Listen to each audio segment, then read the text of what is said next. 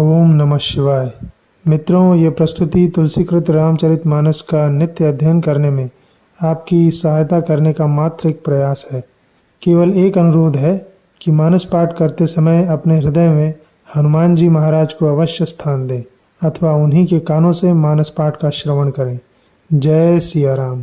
कहियस ब्रह्मभवन मुनि गयऊ, आगिल चरित सुनहु जस भयऊ।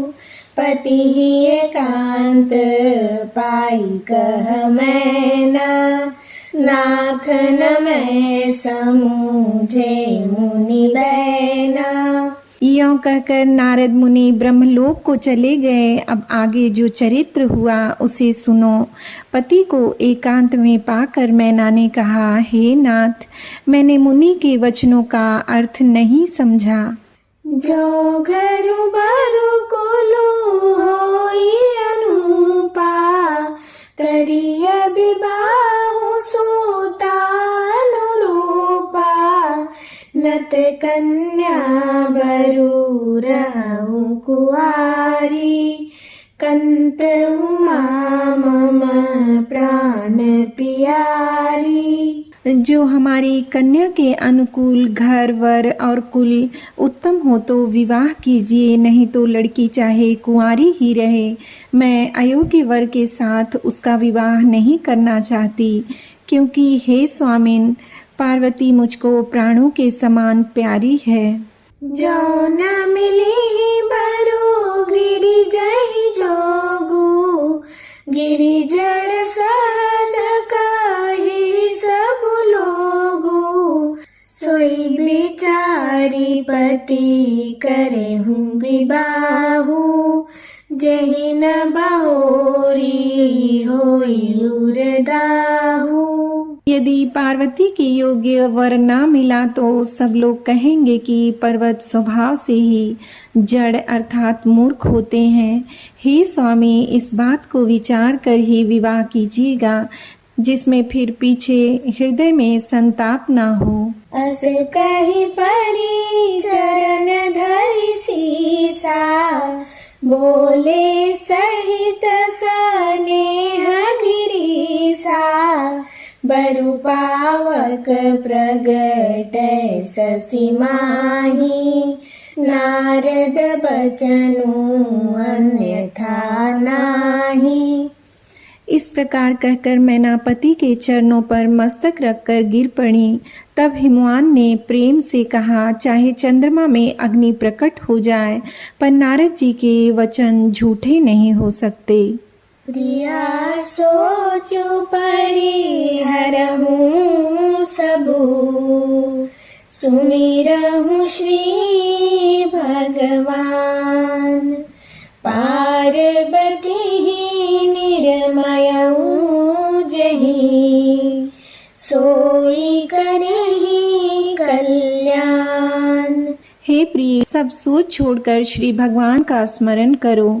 जिन्होंने पार्वती को रचा है वे ही कल्याण करेंगे। अब जो तुम्हें सूता परनेहु, तो अस जाई सिखावन देहु। करे सो तपु जेहि मिलहि महेशु, आन उपाय न मिटहि कलेसु। अब यदि तुम्हें कन्या पर प्रेम है तो जाकर उसे यह शिक्षा दो कि वह ऐसा तप करे जिससे शिव जी मिल जाएं। दूसरे उपाय से यह क्लेश नहीं मिटेगा। नारद बचन सगर्भ सहेतु, सुंदर सब गुण निधि वृष केतु।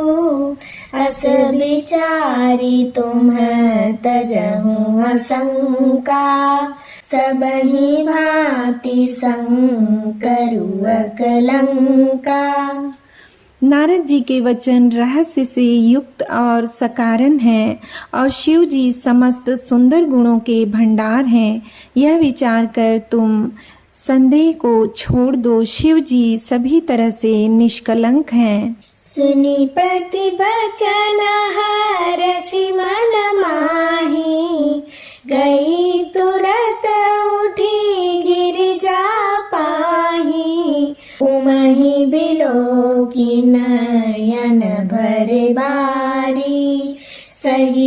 स्नेह गोद बैठारी। पति के वचन सुन मन में प्रसन्न होकर मैना उठकर तुरंत पार्वती के पास गई। पार्वती को देखकर उनकी आंखों में आंसू भर आए। उसे स्नेह के साथ गोद में बैठा लिया। बार ही बार लेती उरलाई, गद गद कंठ न कछु कही जाई। जगत मातु सर्वज्ञ भवानी, मातु सुखद बोली मृदु बानी। फिर बार बार उसे हृदय से लगाने लगी। प्रेम से मैना का गला भर आया। कुछ कहा नहीं जाता। जगत जननी भवानी जी तो सर्वज्ञ ठहरी।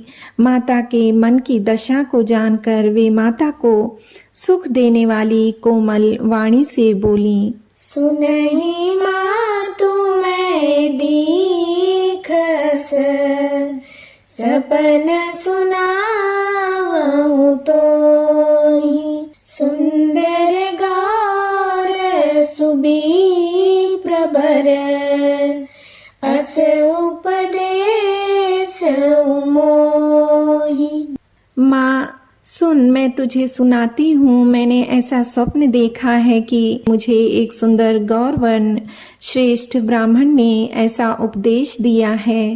करहि जाई तपु शैल कुमारी, नारद का सो सत्य विचारी।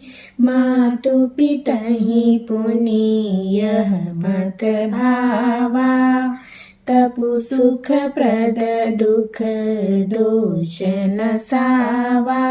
हे पार्वती, नारद जी ने जो कहा है उसे सत्य समझकर तू जाकर तप कर। फिर यह बात तेरे माता पिता को भी अच्छी लगी है। तप सुख देने वाला और दुख दोष का नाश करने वाला है। तप बल रचई प्रपंचु विधाता, तप बल विष्णु सकल जग त्राता।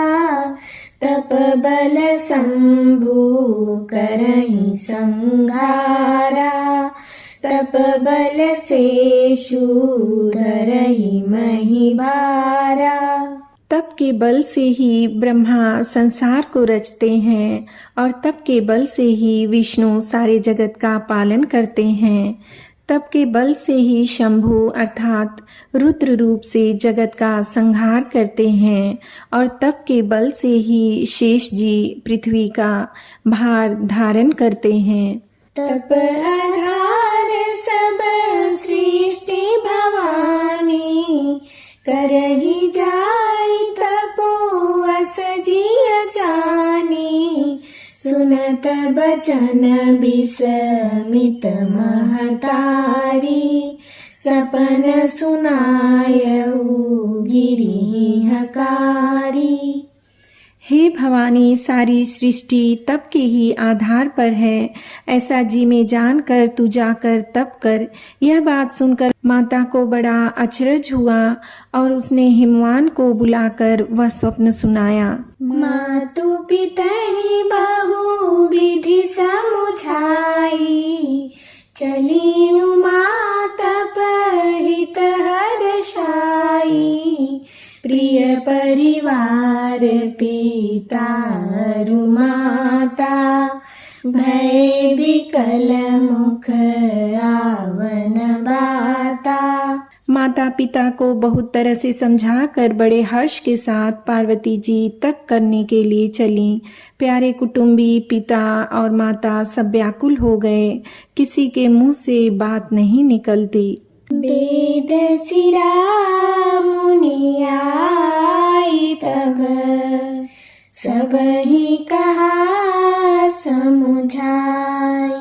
पार्वती महिमा सुनत, रहे प्रबोध ही पाई। तब वेद शिरा मुनि ने आकर सबको समझा कर कहा। पार्वती जी की महिमा सुनकर सबको समाधान हो गया।